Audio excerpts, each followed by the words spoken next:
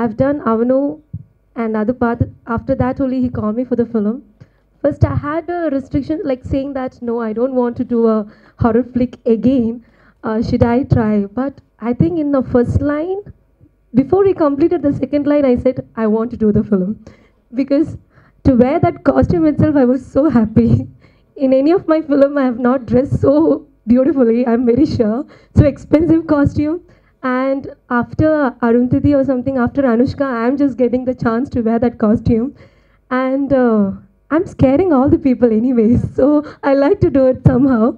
I have to thank him so many times because scene-wise, I have to scream. But I'll just do the balanced background he used to give. ముందుగా అందరికీ దసరా శుభాకాంక్షలు. First Omkar గారికి నేను thanks చెప్పుకుంటున్నాను. ఎందుకంటే నేను చెన్నైలో ఉంటూ తమిళ ఫిల్మ్స్ చేస్తుంటే సార్ ఫోన్ చేసి ఇలాగా మంచి సినిమా ఇది లైక్ మంచి వండర్ఫుల్ రోల్ అని చెప్పారు. చెప్పగానే నరేషన్ కూడా ఇచ్చారు. సూపర్గా ఉంది. అశ్విన్, నేను అండ్ ఎంటైర్ 7 లీడ్స్ కూడా ఉన్నాం ఈ ఫిల్మ్లో. అందరూ చాలా బాగా చేసాం, కష్టపడ్డాం. సినిమా కూడా చాలా బాగా వచ్చింది. అందరికీ దసరా శుభాకాంక్షలు. తెలుగు నేర్చుకుంటున్నాను, కొద్దిగా తెలుసు, but I'll try anyway. So రాజుగారి గది రేపు రిలీజ్. చాలా టెన్షన్, చాలా హ్యాపీ, చాలా ఎమోషనల్.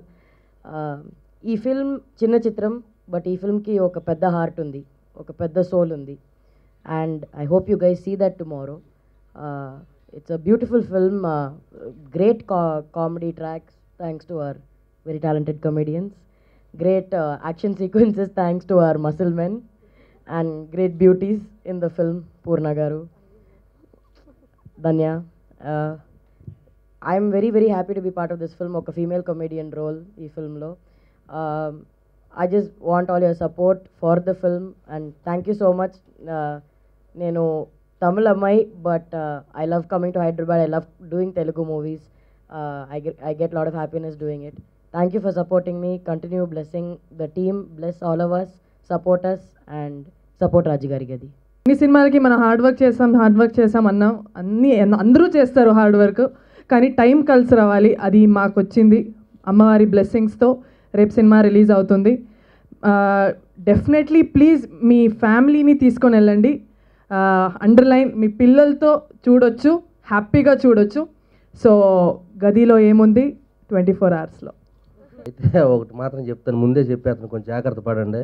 ఇదిగో ఈ అమ్మాయికి నాకు స్టెప్ ఉంటుంది సినిమాలో పాట, అది మాత్రం చూసుకొని కొంచెం తట్టుకోవాలి అందరూ.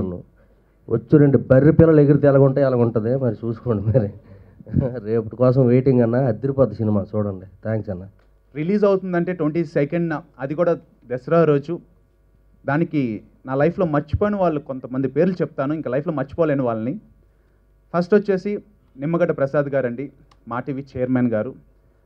కథ చెప్పగానే జస్ట్ ఇది సినిమా చూసిన తర్వాత శాటిలైట్ అవ్వలేదండి. జస్ట్ 5 minutes లైన్ చెప్పాను, శాటిలైట్ సపోర్ట్తోనే సినిమా తీయటం జరిగింది. అంత నమ్మారు నన్ను. నిమ్మగడ్డ ప్రసాద్ గారిని అసలు నేను లైఫ్లో మర్చిపోను.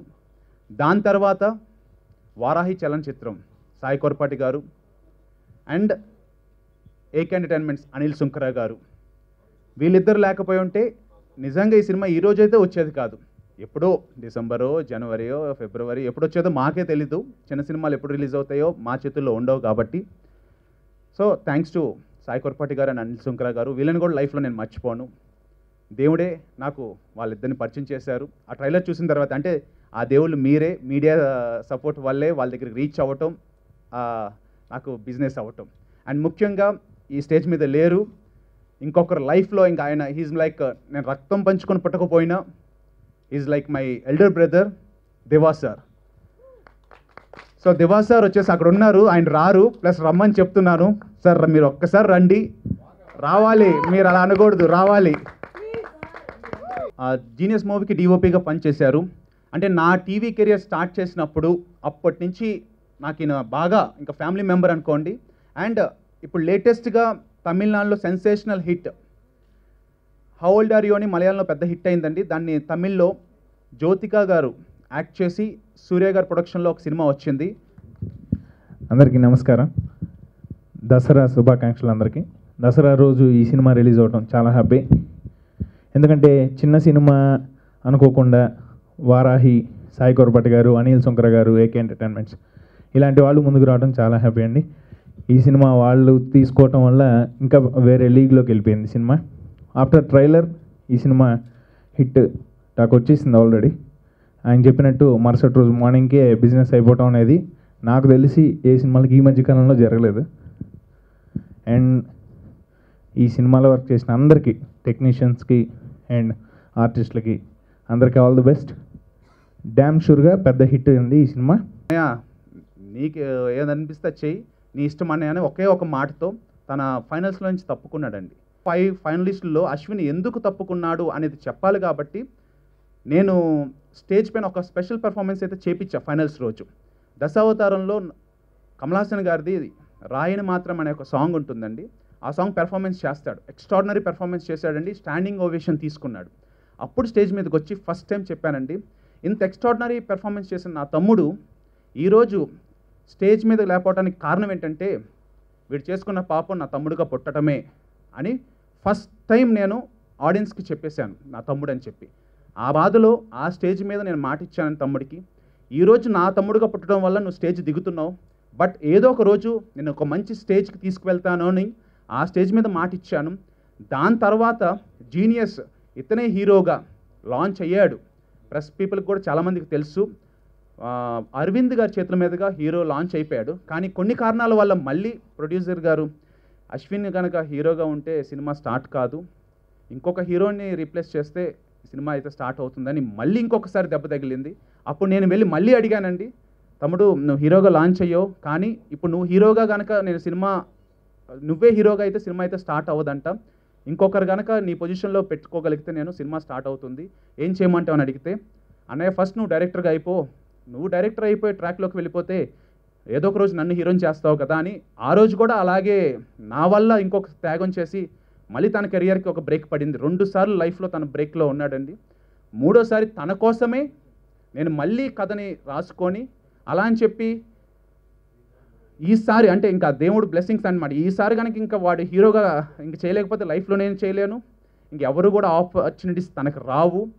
సో ఇది అయితే ఈ కథ నేను అనుకున్న తర్వాత ఎప్పుడైతే ఛానల్కి వెళ్ళి నిమ్మగడ్డ ప్రసాద్ గారికి చెప్పానో, ఆయన శాటిలైట్ రైట్స్ ఇచ్చిన తర్వాత చెప్పేశానండి 2 సార్లు మా తమ్ముడికి ఇలా దెబ్బ తగిలింది సార్, తమ్ముడిని పెట్టి చేయమంటారా లేకపోతే ఇంకొకరిని పెట్టి చేయమంటారా, మళ్ళీ శాటిలైట్ ప్రాబ్లం రాకూడదు కొత్తోడు కాబట్టి అని అడిగితే, నీకు నీ తమ్ముడి మీద నమ్మకం ఉంటే నువ్వు స్టార్ట్ చేసేసాయి, మాకైతే ప్రాబ్లం లేదని సార్ చెప్పారు కాబట్టి స్టార్ట్ చేసామండి. థ్యాంక్స్ టు నిమ్మగడ్డ ప్రసాద్ గారు.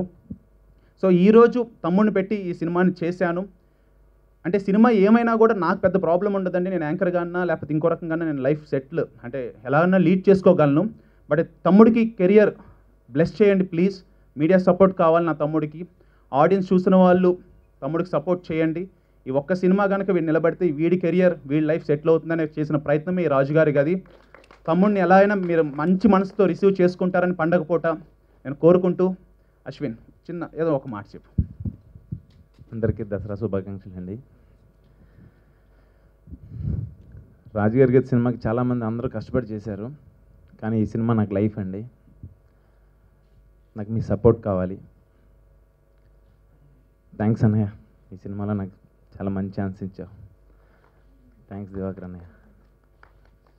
Thank you everyone. Please support రాజుగారి గదండి. Thank you.